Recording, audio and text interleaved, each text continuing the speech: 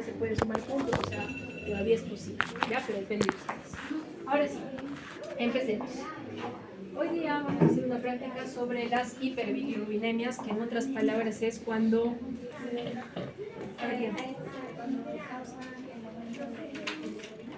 O sea, en realidad las hiperbilirubinemias no causan, es al revés. Las altas concentraciones de bilirrubina generan o causan las hiperbilirubinemias, ¿ya? Pero entonces lo que podríamos definir ya desde el inicio es que las hiperbilirubinemias, en otras palabras, son altas concentraciones de bilirrubina, ¿ya? ¿En dónde? En la sangre.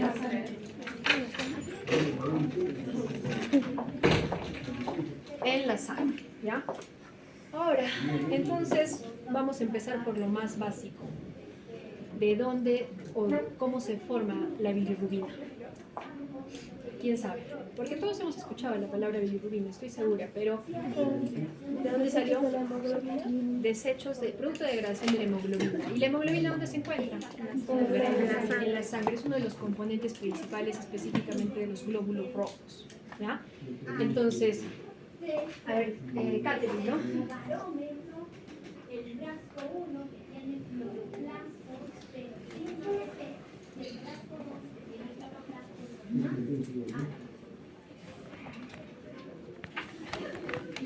Entonces, la bilirrubina surge o se forma a partir de la degradación de la hemoglobina, específicamente el grupo hemo de la hemoglobina, y la hemoglobina forma parte de la sangre. Entonces, como concepto general podríamos decir, cuando los eritrocitos o glóbulos rojos se degradan, se genera como un producto de esta degradación la bilirrubina, ¿ya? ¿Qué saben de la bilirrubina?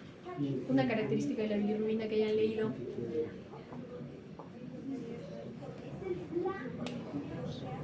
Sí, proviene de hemoproteínas. Proviene de las hemoproteínas, o sea, del grupo hemo.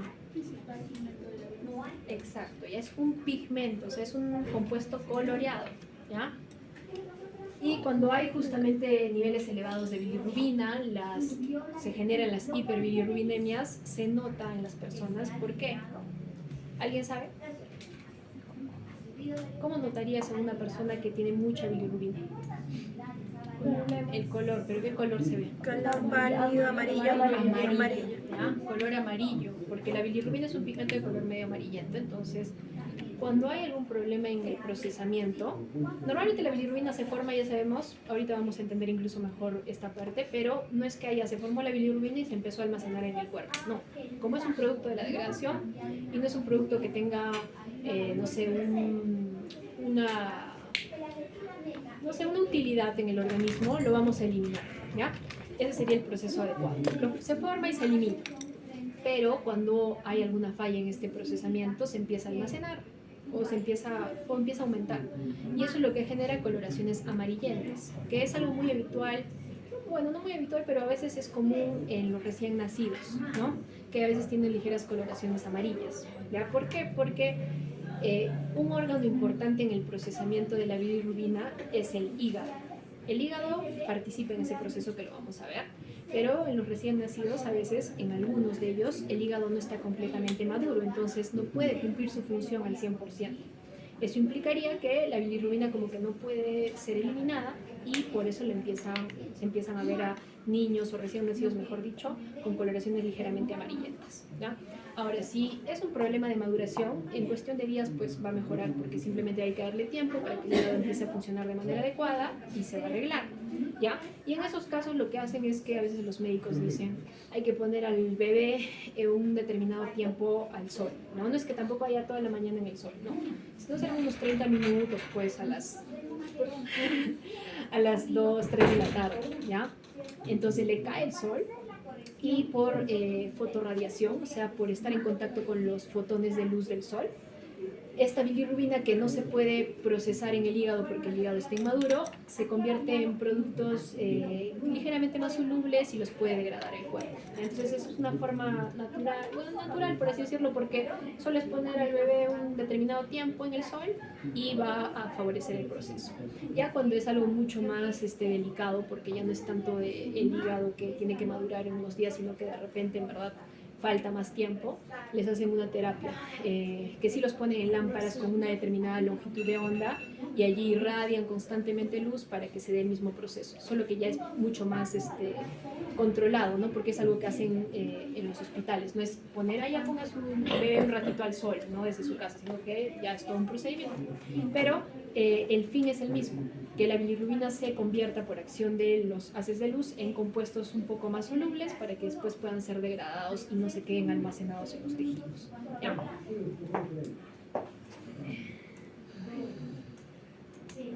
¿Cuál es tu nombre, Fabiola? Fabiola, ¿no? Sí, Fabiola. Paulina Veros. Entonces ya hemos mencionado esto, ¿no? La bilirrubina es uno de los pigmentos biliares porque si es pigmento tiene color, pero no es el único. Vamos a ver que hay otros pigmentos que se generan. ¿De dónde proviene? De la sangre, del metabolismo normal que se da en la sangre. Entonces hay que entender que nosotros, nuestro organismo, siempre va a generar bilirrubina, ¿ya? ¿Por qué siempre va a generar bilirrubina? Porque es un proceso habitual. Los glóbulos rojos van a alcanzar su vida media y cuando alcancen su vida media, que es aproximadamente 3 meses, después de eso es como que se degrada, ¿ya? Para replantearlo de otra forma más sencilla. Cada 3 meses nuestros glóbulos rojos se van renovando. No hay que pensar, ya los glóbulos rojos con los que nací son los mismos con los que voy a morir o los mismos con los que tengo el día de hoy. No, cada 3 meses hay una renovación, ¿ya? Y como se van a renovar, eso implica degradar, ¿no? Y los glóbulos rojos cuando se degraden pues van a generar diversos productos y uno de esos productos es la bilirrubina. Ahora, ese producto no lo podemos guardar en el organismo porque se empezaría a almacenar y formaría o generaría la ictericia, que ya vamos a ver qué es, pero es las coloraciones amarillentas que hemos mencionado hace un momento. Entonces, una vez formada la bilirrubina, sigue un procesamiento que se da principalmente en el hígado para que después pueda ser eliminada de manera habitual, que se elimina bilirrubina no como bilirrubina sino transformado en otro compuesto, principalmente en las heces, aunque una parte también en la orina, ¿ya? Pero no como bilirrubina sino como otro compuesto que vamos a ver. Ahora vamos a hablar de la formación de qué tanta bilirrubina se forma diariamente, ¿no? Miren, aproximadamente cada día se van a degradar 6 gramos de hemoglobina, ¿ya? ¿Por qué hemoglobina? Ya saben que la hemoglobina es una proteína, ¿ya? Es una proteína que conforma los glóbulos rojos y esta hemoglobina se va a ir degradando. Pero esta hemoglobina no es una molécula que está compuesta solo de aminoácidos, ¿ya? Porque si es una proteína, son aminoácidos, pero no es únicamente aminoácidos porque hay proteínas que son compuestas, ¿no? No son las simples, sino que además de la fracción aminoácidica, los aminoácidos que se unen entre sí a través de un enlace peptídico y forman cadenas, también tienes un compuesto orgánico adicional. Y justamente ese compuesto orgánico adicional es el grupo hemo. Y por el otro lado la fracción proteica, que es la fracción globina. Entonces cuando esta hemoglobina se degrade, va a generar como que 2 rutas distintas, ¿no? La fracción proteica, que era la fracción globina, va al degradarse, las proteínas que liberarán. ¿Las proteínas de qué están compuestas? Aminoácidos. Entonces cuando se degraden, se liberan aminoácidos y nosotros ya desde la semana pasada podríamos saber qué pasa con esos aminoácidos. ¿Qué pasaría? ¿Cuál fue el tema de la semana pasada? A ver. Transamilación. Ya, a ver. ¿Y cuáles son las rutas que podrían seguir esos aminoácidos libres? Podrían formar cetoácidos por el proceso de transamilación. Ya, que es lo que hemos visto, pero también esos aminoácidos podrían ser utilizados para sintetizar nuevas proteínas, dependiendo de lo que requiere el organismo. Entonces, la fracción globina o se usa para que esos aminoácidos generen nuevas proteínas que requiere el organismo, o puedes generar cetoácidos que ya sabemos que son importantes, ¿no? Pueden generar energía, TPL y demás. Pero nosotros lo que vamos a ver es qué pasa con esa fracción hemo o el grupo hemo, ¿ya? Y a partir de la degradación del grupo hemo es que se forma lo que es la bilirrubina. Ya incluso acá les dan datos, ¿no? 1 gramo de hemoglobina produce 35 miligramos de bilirrubina en esa proporción.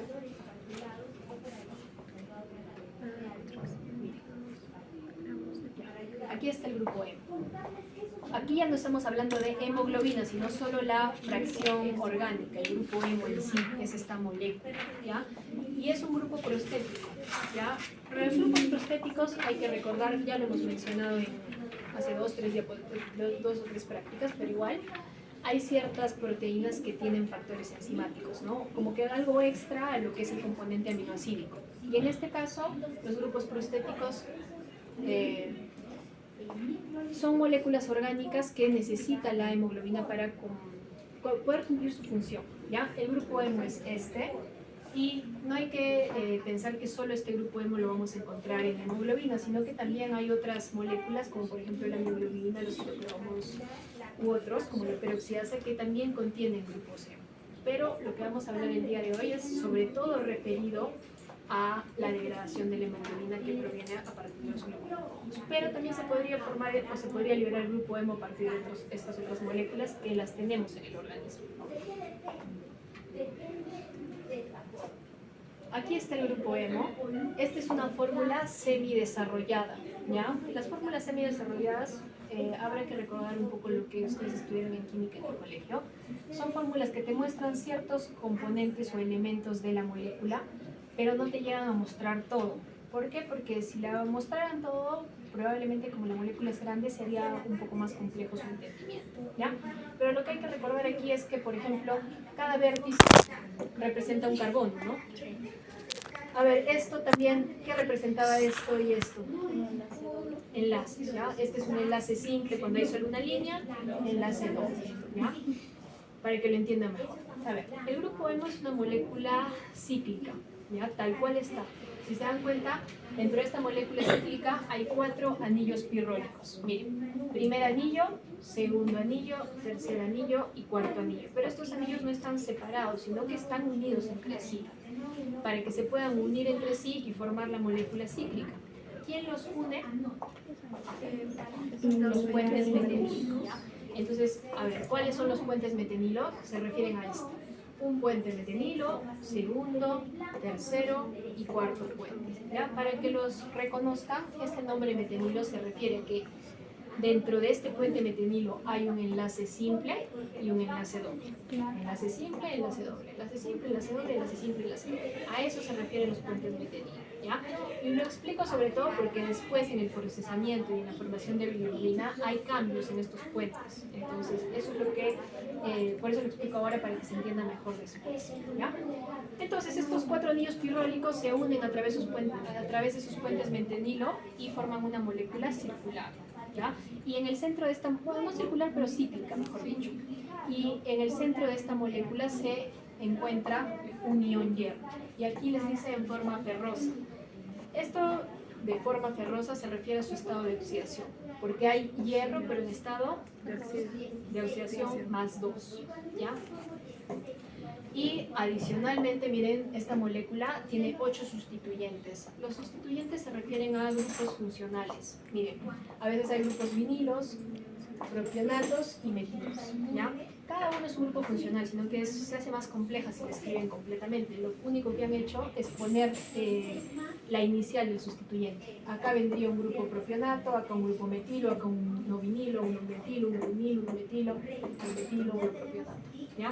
Son moléculas hidrocarbonadas. Miren, el grupo metilo yo creo que es el que sí deberían de conocer todos, desde aminoácidos, que equivaldría, en lugar de poner esta M, equivaldría a decir CH3. Un carbono con 3 hidrógenos unidos. Eso es un grupo metilo. Un grupo propionato tiene 3 carbonos, pero la molécula empieza a expandirse, pues se hace más grande. Entonces, con el fin de que sea un poco más sencillo de verla, solo han puesto las iniciales. Pero también tiene sus sustituyentes, ¿ya? Ahora, lo que vamos a ver aquí es cómo se va degradando, ¿ya? Entonces nos vamos a poner en este contexto. Esta molécula, la hemoglobina, llegó a su vida media 120 días, entonces se tiene que degradar porque se está sintetizando nuevos glóbulos rojos, nueva hemoglobina, así que va a empezar su proceso de degradación. La fracción globinas genera aminoácidos. Ahora nosotros nos vamos a quedar o vamos a explicar específicamente lo que va a pasar con ese grupo M, que lo tenemos aquí, ¿no? Incluso más desarrollado. los anillos pirrólicos, los puentes metenilo, los sustituyentes metilo, propionato, vinilo y demás. Y lo primero que va a pasar es que va a darse una reacción por este complejo enzimático que se llama hemooxigenasa. ¿Ya? Y este complejo enzimático hemooxigenasa requiere de oxígeno y también requiere de este compuesto, que ya lo han visto antes. ¿Qué es este compuesto? A ver. NAT reducido. NAT. Reducido. NAT reducido, pero es NAT reducido. No, más. Es AP, NAT fosfato reducido. fosfato. Ya es muy parecido al NAT, pero no es exactamente El el día NAT. de la- Pero es un cofactor enzimático y está en su forma reducida. Es muy parecido al NAT, pero no es exactamente el NAT porque tiene un grupo fosfato extra. ¿Ya? Entonces, este complejo hemooxigenasa inicia el proceso de degradación del grupo hemo y requiere que haya el cofactor enzimático en su forma reducida y oxígeno. Y lo que va a hacer es que va a romper la molécula. Ya no va a hacer que ya no esté en su forma cíclica, sino que se rompa a partir de uno de los puentes de metenilo. Entonces, si se rompe uno de los puentes, la molécula ya no es cíclica y te queda una molécula lineal. ¿Qué es lo que estamos viendo aquí? ¿Ya? Se rompe uno de los puentes metenilo por acción de este complejo enzimático y se va a generar una molécula lineal que es la biliverdina. Pero si se dan cuenta, es lo mismo que teníamos como grupo hemo, solo que ya no está en cíclico. Un anillo pirrólico, dos anillos pirrólicos, tres anillos pirrólicos, cuatro anillos pirrólicos. ¿Qué más tenía ese grupo hemo? Los puentes metenilo. Metilinos. Acá un puente metenilo, segundo y tercer puente. El cuarto que pasó, justamente el que se ha roto para que la molécula cambie y ya no sea cíclica. El hecho de que se rompa la molécula hace que el hierro que estaba ahí atrapado en el centro quede libre. Por eso ven que, miren, uno de los productos de esta reacción enzimática es que se libera hierro, pero ya no en su estado más 2, sino en su estado más 3. Y miren lo que pasa con el NAT, que el NAT fosfato estaba en su forma reducido y ahora está en oxidado. Entonces ese hidrógeno también ha sido utilizado, ¿ya? Es una reacción redox. Entonces ya tenemos un compuesto que se llama la biliverdina y aquí ya tenemos un pigmento. El nombre te dice el tipo de la coloración. Es de color verde. A la biliverdina se le llama también bilatrieno. ¿Ya? ¿Por qué? Porque tiene 3 puentes metenilo. 1, 2, 3. ¿Ya? Bilatrieno. Pero esta biliverdina no se queda como tal, sino que se va a convertir a la bilirrubina, que es la que ya sí todos nosotros conocemos. Y veamos, ¿cuál será la diferencia estructural entre biliverdina y bilirrubina? Empiezo por los anillos pirrólicos y me doy cuenta que tiene los anillos Metilinos. y me doy cuenta que sigue teniendo la misma cantidad, 4. Puentes metenilo, un puente metenilo, 2 puentes metenilo, y esto ¿es puente metenilo? No. Entonces, solo tiene la bilirrubina 2 puentes metenilo. Por eso a la bilirrubina se le llama bilatrieno, porque solo tiene 2 puentes metenilo. Mientras que la biliverdina, como tiene los 3, bilatrieno. ¿No? Es una forma de clasificar. Pero veamos lo que sucede aquí. Porque esa es la diferencia estructural entre la biliverdina y la bilirrubina. Todo lo demás permanece tal cual. La diferencia está en este puente metenilo, que aquí ya no se pierde este doble enlace y se genera el enlace simple, ¿no? Miren, si yo desarrollo esta molécula, esta es una forma de representar los enlaces, pero sin representar los carbonos, los hidrógenos, ¿no? Pero en su forma desarrollada este enlace de puente metenilo estaría así.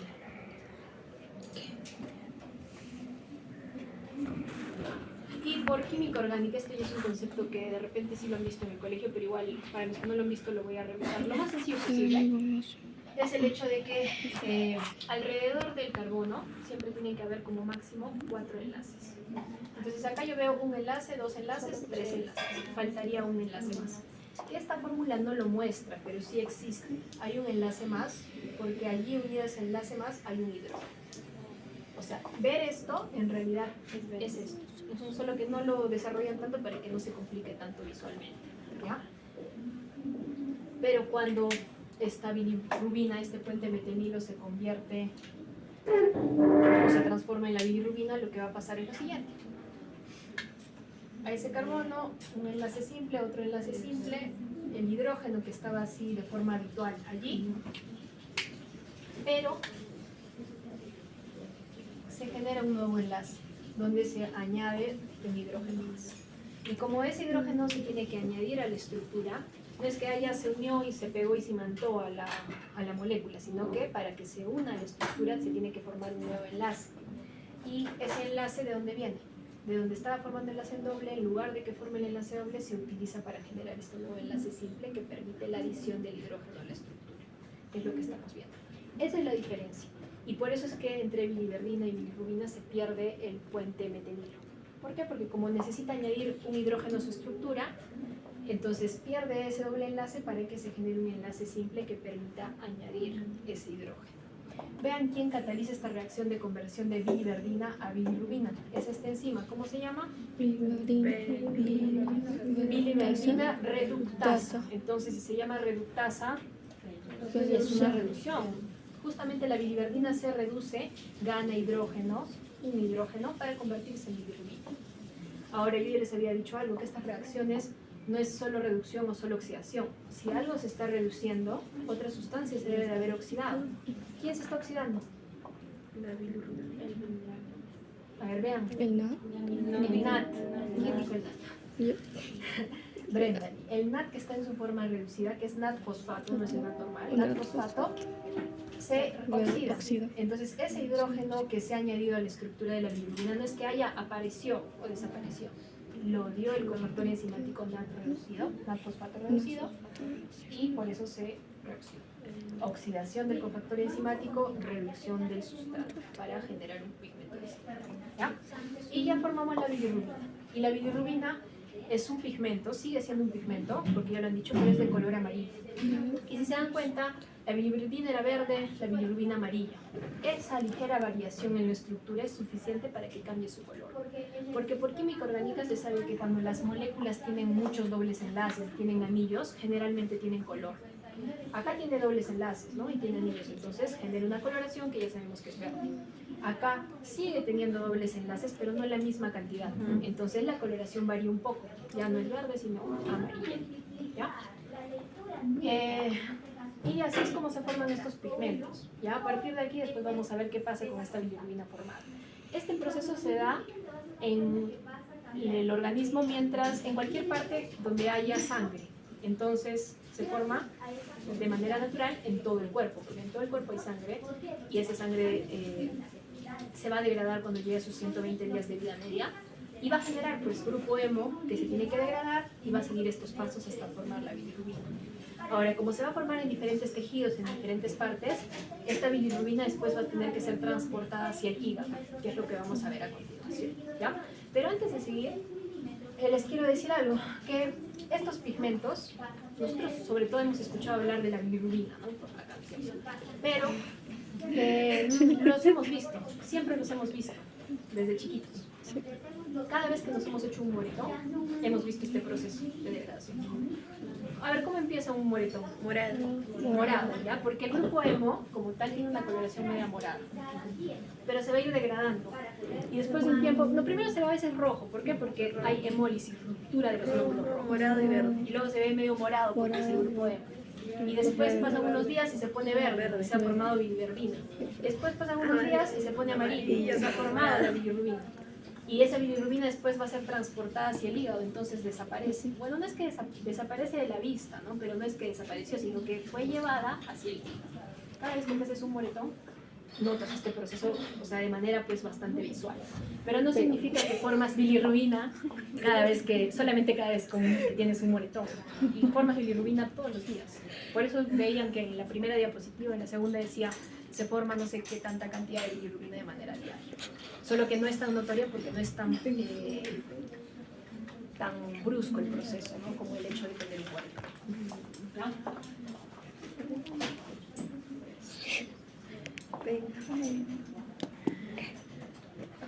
Ahora, la bilirrubina tiene una solubilidad similar a las grasas.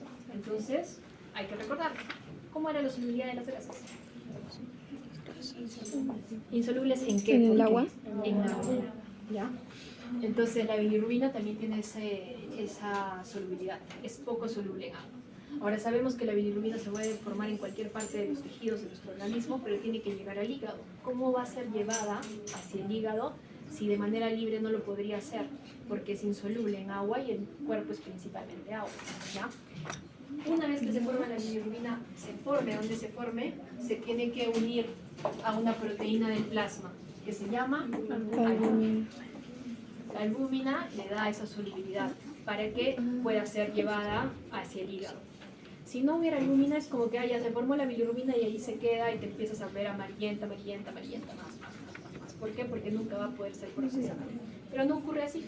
Para que vean la importancia de las proteínas en el suero. No es allá está la proteína bien. Una de las funciones importantes es transporte. La albúmina transporta un montón de moléculas. Bilirrubina, medicamentos. Ahora, una vez que esa bilirrubina se unió a la albúmina, se mueve a través del torrente sanguíneo hasta llegar al hígado, ¿ya? Y en el hígado se van a dar estas tres fases.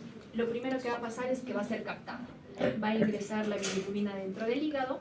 La albúmina no ingresa, solo es como que fuera su transportador. La lleva hasta el hígado, la deja allí y él se queda en el torrente sanguíneo. Y lo que ingresa al hígado es la bilirrubina. Pero queda como bilirrubina libre, entonces nuevamente tendríamos ese problema. Allá es poco soluble en agua, entonces se va a empezar a almacenar allí en el hígado. Pero no es así, porque una vez que es captada, pasa a la segunda etapa, que es la conjugación. Y la conjugación implica que esa bilirrubina libre, ¿no?, ha ingresado al hígado, se va a unir a estas moléculas que son ácidos glucurónicos. El ácido glucurónico, yo quiero que lo relaciones, es una molécula que es muy similar a la glucosa, ¿ya? Esto relaciónenlo para que cuando yo les explique la parte de la siguiente, la tercera diapositiva, puedan entender mejor qué es lo que pasa, ¿ya? Pero la idea de que se conjugue es muy similar a cuando se unió la albúmina. Se unen estos ácidos glucurónicos y nuevamente al unirse a ellos tiene solubilidad en el agua, entonces ya no se va a almacenar allí, sino que va a poder salir del hígado, ¿ya? Se da el proceso de conjugación y cuando la bilirrubina se une a los ácidos glucurónicos se le dice también bilirrubina conjugada, que también se le llama bilirrubina directa, ¿ya? Y esta bilirrubina conjugada, una vez que se ha conjugado en el hígado, tiene que salir porque no se va a quedar allí.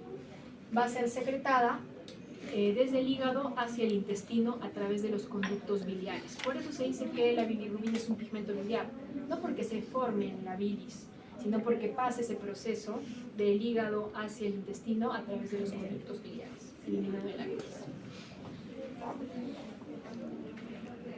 Ahora, estamos en la etapa en que esa bilirrubina conjugada salió del hígado hacia el intestino mediante los conductos biliares.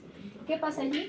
Que tenemos bilirrubina conjugada, que también se le puede llamar bilirrubina glucuronato, que es la bilirrubina unida a sus ácidos glucurónicos. Es lo mismo, hay como 4 nombres para referirte a la misma molécula. Bilirrubina glucuronato, bilirrubina conjugada, bilirrubina directa, es lo mismo, ¿ya? ¿Y qué es lo que va a pasar?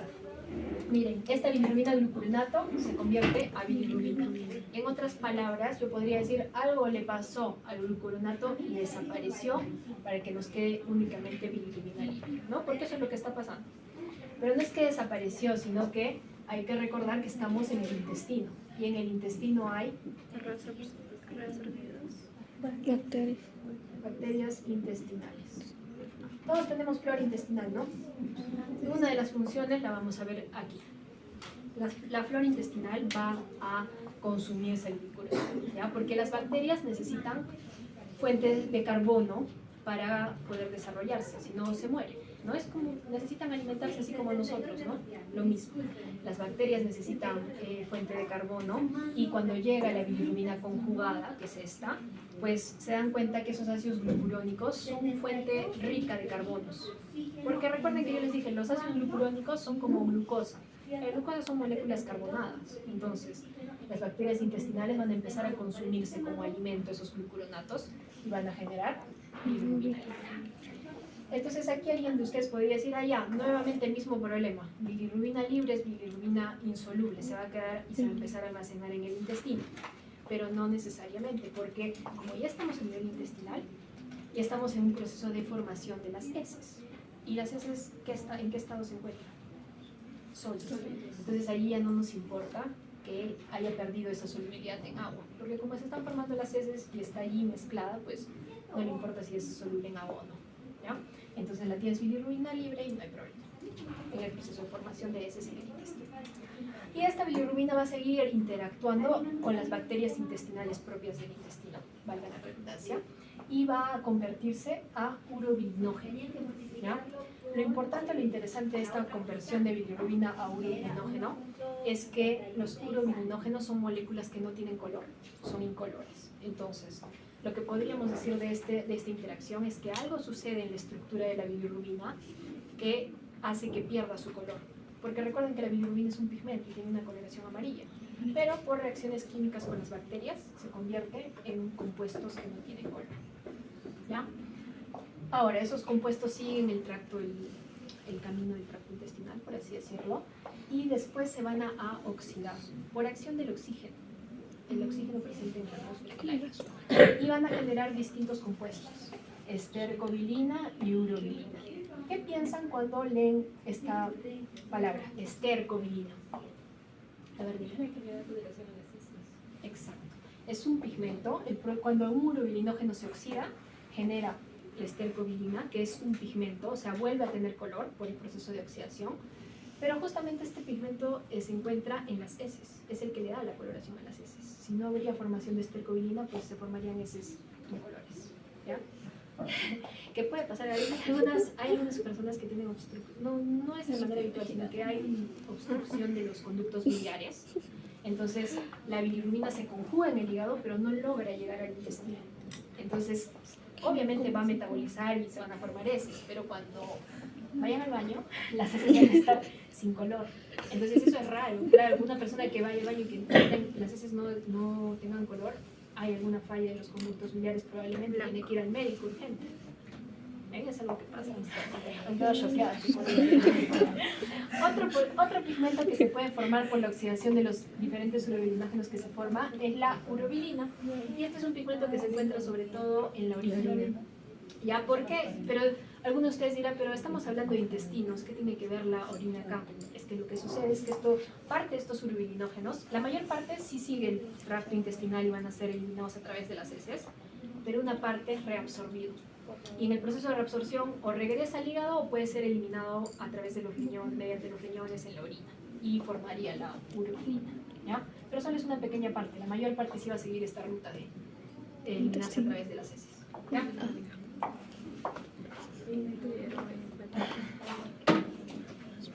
Ahora vamos miren, lo que yo ya lo he mencionado en las primeras diapositivas, ¿no? En la última, la penúltima, lo vamos a ver paso a paso aquí en este esquema que ya toma en cuenta todo lo que ya. Este es un resumen, entonces para quien no entendió alguna parte de lo que he mencionado previamente, ahora pues tiene que estar un poco entendido.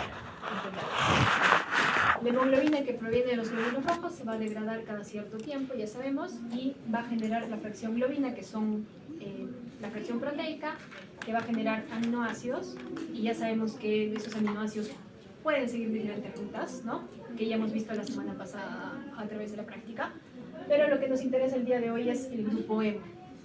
Ese grupo hemo, en la primera oxidación, o primera reacción, mejor dicho, que se lleva a cabo por este complejo hemooxigenasa, se hace que se rompa el grupo hemo, que era cíclico, para generar un compuesto lineal, que es un pigmento que se llama la biliverdina, bilantrieno porque tiene 3 puentes de metil. Esta biliverdina se reduce en uno de sus puentes de metenilo, se pierde ese doble enlace, ¿no? Y se convierte en bilirrubina, que tiene una coloración amarilla. Justamente el cambio de color porque está perdiendo el doble enlace, ¿ya? La bilirrubina formada tiene que alcanzar el hígado. Entonces, como es insoluble en agua, se une a la albúmina, proteína propia del suero, y allí unida se mueve en el torrente sanguíneo hasta llegar al hígado. Solo ingresa la bilirrubina, vean que la albúmina permanece en la circulación, y una vez que ingresa la bilirrubina al hígado, se conjuga para unirse al ácido glucurónico o al UDP glucurónico, que es lo mismo, ¿ya? Pero como producto vamos a tener la bilirrubina glucurada, ¿ya? Esta es una reacción enzimática que yo al inicio no les dije la enzima, pero es esta la enzima que cataliza esta formación. Hay personas que a veces no tienen esta enzima y tienen problemas. porque no van a poder hacer el paso de la conjugación, o que tienen esta enzima pero en bajas concentraciones o su actividad está disminuida, entonces el proceso hace que tenga más bilirrubina de la normal. ¿Ya? Pero bueno, la bilirrubina que llegó al hígado se conjugó y formó bilirrubina conjugada, que es bilirrubina glucuronato. Ahora no es que se va a quedar en el hígado, sino que tiene que llegar a los intestinos. ¿Cómo llega?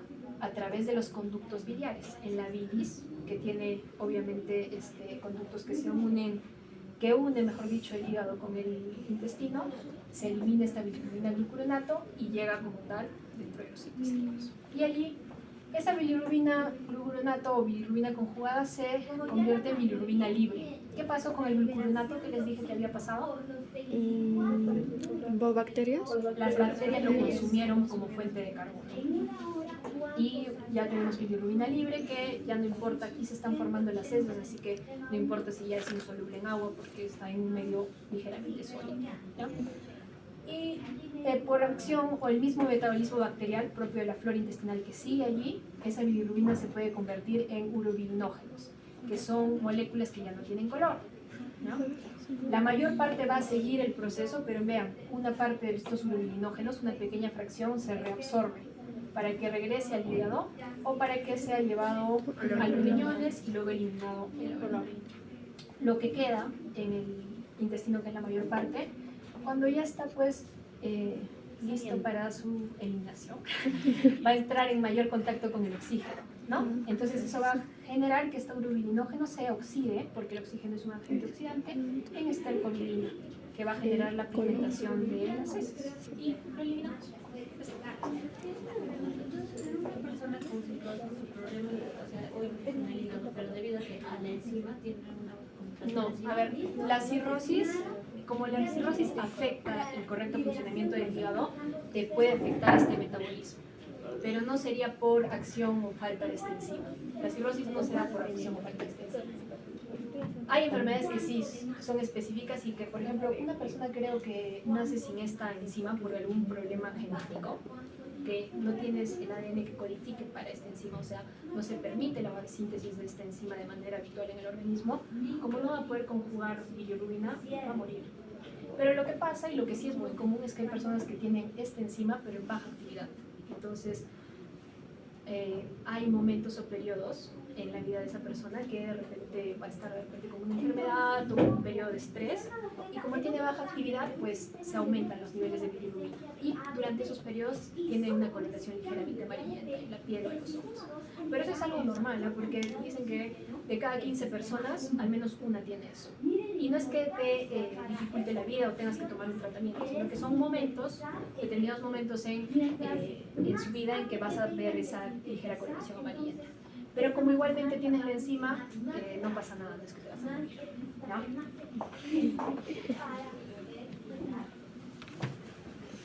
Ya, y este esquema es exactamente lo mismo que hemos visto en el anterior, pero les damos valores, ¿no? Miren, diariamente se forma 6.5 gramos de hemoglobina.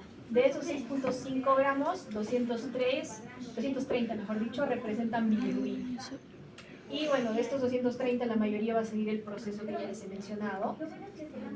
Pero miren, aquí les dan incluso valores del urobilinógeno, es decir, ya estamos en el intestino. El 80% va a ser eliminado a través de las heces en forma de estercobilina y un 20% va a ser reabsorbido para que regrese al hígado o para que se elimine en la orina formando la urobilina, que es la que le da el color a la orina, ¿ya? Y a sus proporciones, pero bueno, si han entendido lo primero, pues principal.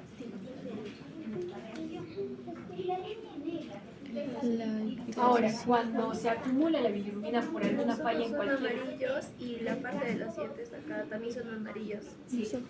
Sobre todo, eso es cuando hay coloraciones de la piel amarillentas en los ojos, es porque ha habido algún proceso, algún daño, alguna falla en el metabolismo de lo que hemos visto previamente, pero no se sabe, de repente la falla va a ser a nivel del hígado, o de repente obstrucción de los conductos biliares, o de repente problemas en la conjugación, ¿ya?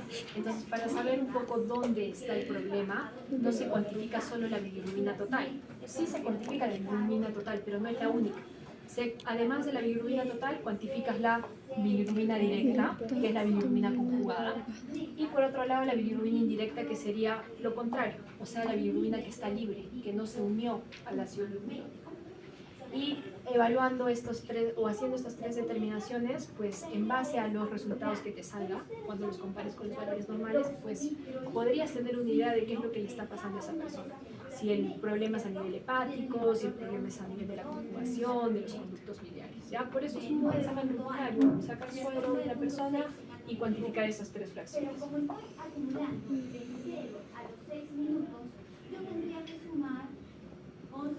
Esto es lo que les mencionaba, ¿no? Que en base a los valores que te salga de bilirrubina total, directa e indirecta, tú puedes evaluar si el problema es prehepático, que significaría que hay tanta bilirrubina que el hígado no tiene la capacidad de conjugarla toda con mucha rapidez. Entonces eso genera pues niveles elevados que se empiezan a almacenar en los tejidos. El problema podría ser también en el mismo hígado, por falta muchas veces o por disminución de la actividad de la enzima que se encarga de la conjugación. O el problema podría ser poshepático. Sí se conjuga, pero hay alguna obstrucción a nivel de los conductos biliares que no permite que esa bilirrubina conjugada vaya hacia el intestino. Entonces no la puedes eliminar, empiezan a aumentar los niveles y es como que se desborda hacia el torrente sanguíneo y notas los colores amarillentos en los tejidos. Ahora, esto es lo que vamos a hacer entonces el día de hoy. Vamos a determinar bilirrubina directa y total y por la resta de la total menos la directa, la fracción indirecta. ¿Ya? Algo más, ¿ya? Una vez que tengamos los datos y los resultados de sus sueros, de sus muestras experimentales, les van a pedir a ustedes que hagan un diagnóstico en base a estas 4 categorías. Hiperbilirrubinemia por sobreproducción de la bilirrubina. En este caso, ¿cuál creen que esté aumentada? ¿La fracción de bilirrubina total, de la bilirrubina indirecta o la bilirrubina directa? Si es sobreproducción de bilirrubina. La bilirrubina directa. La indirecta. La total y sobre todo yo diría la indirecta, la que está libre. ¿Por qué? Porque como hay tanta bilirrubina, el hígado no puede metabolizar tanto a la vez. Entonces, claro, sí, podría ser una razón. Esta segunda hiperbilirrubinemia por menor captación hepática, allí ¿cuál estaría aumentada o disminuida? ¿Qué dirían? La directa. Aumentada yo diría la indirecta Indirecta, y sí. disminuida Directa. la directa. Porque hay problemas en la captación, o sea, si no ingresa al hígado no se puede conjugar, entonces la fracción directa va a estar disminuida. Hiperbilirrubinemia por alteración en la conjugación, eso también va a generar Directa. indirecta disminuida sobre todo. No, de repente la directa está normal, pero la indirecta debe estar disminuida. Y la hiperbilirrubinemia por alteraciones en la excreción de bilirrubina, ¿cuál creen que está aumentada? Indirecta. Aumentada la... Pero si es alteraciones en la excreción, se refiere a que la bilirrubina llegó al hígado, se conjugó, pero del hígado no puede salir. Entonces, la fracción que está aumentada es la directa, como que se está almacenando. ¿Por qué? Porque no puede salir del hígado porque hay algún problema en los conductos biliares que no permite que pasen hacia el intestino. Entonces, se aumenta. ¿Ya? Entonces lo que ustedes van a hacer es que vamos a cuantificar fracciones y en base si están aumentadas, disminuidas, van a tratar de decir, ya, probablemente este suero es del tipo de hiperbilirrubinemia 1 por sobreproducción o es el tipo 3, ¿ya? Van a usar estos datos. Ahora, para determinar la bilirrubina vamos a trabajar con un reactivo que es el reactivo de Ehrlich, ¿ya? Este reactivo de Ehrlich lo que contiene es ácido sulfanílico diazotizado. ¿Ya? Este ácido sulfanílico diazotizado reacciona con la bilirrubina y genera una coloración característica, que es rojiza, ¿ya? Pero ya les aviso, no se preocupen porque no vamos a ver esa coloración rojiza. Ahora, entonces ¿eso qué significa? Que no existe bilirrubina en el suelo, no, sino que está la bilirrubina, los valores normales son bien bajitos, es creo 1 miligramo por ciento, son bastante pequeños. Entonces, nuestro ojo no ve esa coloración formada. Pero nosotros no vamos a evaluar en base a lo que nuestro ojo ve, sino que con este reactivo vamos a leer absorbancias. Y el equipo pues ya es mucho más sensible, entonces sí va a determinar esas pequeñas diferencias que tal vez nuestro ojo no está notando, ¿ya? Entonces lo que hay que entender que mientras haya reactivo de Ehrlich que yo mezcle con una muestra de suero, como en esa muestra de suero va a haber bilirrubina, se va a formar un complejo coloreado y eso va a generar cambios en la absorbancia, ¿ya? Es lo que nosotros vamos a leer. Ahora, nosotros no vamos a cuantificar únicamente la bilirrubina total, sino que vamos a cuantificar bilirrubina total y directa. ¿Ya? Como queremos que haya una separación entre ambas fracciones, tenemos que trabajar con dos solventes. ¿Ya? El primer solvente con el que vamos a trabajar es con agua. Entonces, la bilirrubina libre no tiene la capacidad de reaccionar con agua, ¿no? Porque son insolubles. Pero la bilirrubina conjugada, sí. Y a esa bilirrubina conjugada se le llama bilirrubina directa. Entonces, cuando trabajemos con el primer solvente, que es agua, la cuantificación va a ser de la fracción directa. Con el segundo solvente con el que vamos a trabajar es el metanol. El metanol es una molécula que tiene la capacidad, es como que tiene dos solubilidades, ¿ya?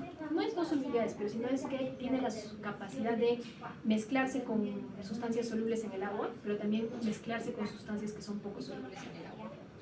Entonces el metanol tiene esa característica, va a reaccionar o va a ser utilizado para la bilirrubina que está libre, que es la indirecta, como la bilirrubina que está conjugada, que es la directa. Por ende, cuando trabajemos con el metanol, estamos cuantificando la bilirrubina total, porque el metanol tiene esa capacidad de poder reaccionar con ambos, ¿ya? Entonces, en realidad, estos solventes son los que se van a generar o van a permitir la diferenciación entre una fracción y otra, ¿ya? Porque si solo usáramos uno, por ejemplo, solo fuera metanol, solo podríamos cuantificar fracción total, nada más. Usamos dos solventes distintos para poder hacer eso. ¿Y cómo vamos a cuantificar la fracción indirecta? No se hace de manera experimental, sino que si tú ya has determinado la fracción total y has determinado la fracción directa, haces una resta, total menos directa, y tienes la fracción indirecta. ¿Ya? ¿Ya está? Lo que hay que hacer ahora es preparar estos 4 tubos, ¿ya? Pero antes de prepararles les voy a explicar cuál es la función. Y también eso es algo que ustedes lo van a poder determinar simplemente viendo lo que compone cada tubo. Vean que tubo 1 y 2 tiene agua destilada y tubo 3 y 4 tiene metanol. Entonces, entre el tubo 1 y 2, ¿qué fracción se evalúa? Directa. Bilirrubina. Directa. Directa. ¿Ya? Porque como utiliza como solvente el agua destilada, solo va a reaccionar la bilirrubina que es soluble en agua, y la bilirrubina soluble en agua es únicamente la que está conjugada, ¿ya? Es la directa. Ahora, entre el tubo 3 y 4, ¿qué vamos a evaluar? Bilirrubina total. Total, ¿ya? Indirecta no sería una mala respuesta, pero está incompleta. Claro, vas a cuantificar la fracción indirecta, también la directa, porque el metanol reacciona con ambas fracciones, por ende, vas a cuantificar la fracción total, ¿ya? Ahora, ya sabemos que el tubo 1 y 2 es para bilirrubina directa y tubo 3 y 4 para bilirrubina total. Ahora veamos la diferencia entre el tubo 1 y 2. ¿Cuál es la diferencia? Por reactivo de Ehrlich y reactivo blanco. Entonces, el reactivo de Ehrlich, recuerdan que era el que contenía el ácido sulfanílico diazotizado, que iba a reconocer la bilirrubina, ¿no? Sí. Entonces, este tubo 1 lo que te evalúa es la muestra en sí. Cuando digo muestra me refiero a cuánta bilirrubina hay presente en esa muestra de suero. ¿Por qué? Porque tiene el reactivo de Ehrlich y siempre y cuando haya bilirrubina en mayor o menor proporción va a generar un cambio en la coloración. Y este tubo 2 no tiene el reactivo de Ehrlich, ¿ya? ¿Por qué? Porque este es un tubo blanco o control.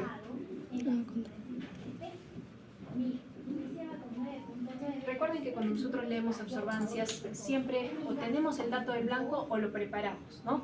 Porque después nosotros restamos el valor del blanco a la muestra y ¿qué nos salía? La absorbancia Neta. ¿ya? Entonces, el fin de preparar este tubo es para que tengamos el valor del blanco, le restemos ese valor al valor de absorbancia de la muestra y tengamos la absorbancia neta, ¿ya? Y lo mismo estamos haciendo, bajo ese mismo concepto, trabaja el tubo 3 y 4, porque el tubo 3 contiene el reactivo de Ehrlich, entonces acá vamos a evaluar la cantidad de bilirrubina en esta muestra, y el tubo 4 tiene Blanco, reactivo blanco.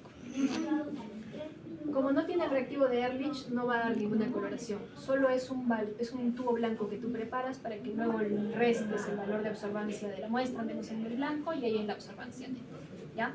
Lo distinto sería que en este experimento tenemos 2 tubos blancos y normalmente solo preparamos uno, ¿no? Generalmente solo preparamos un blanco. y ese blanco le restamos a todas nuestras muestras. En cambio aquí tenemos dos blancos distintos.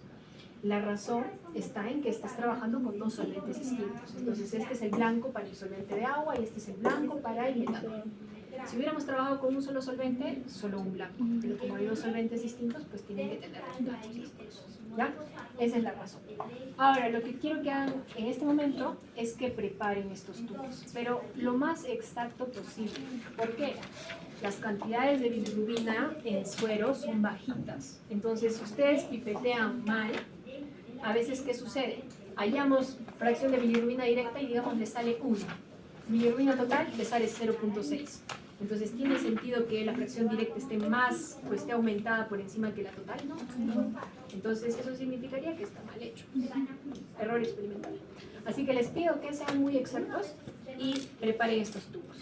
Preparan esos tubos y vamos a esperar 20 minutos para poder leer en el equipo. Así que, si bien les pido que sean lo más precisos posibles, tampoco se demoren mucho porque no podemos leer inmediatamente, tenemos que dejar un tiempo, ¿ya? Así que empiecen ya. Rotulen sus tubos y preparen tal cual indica aquí.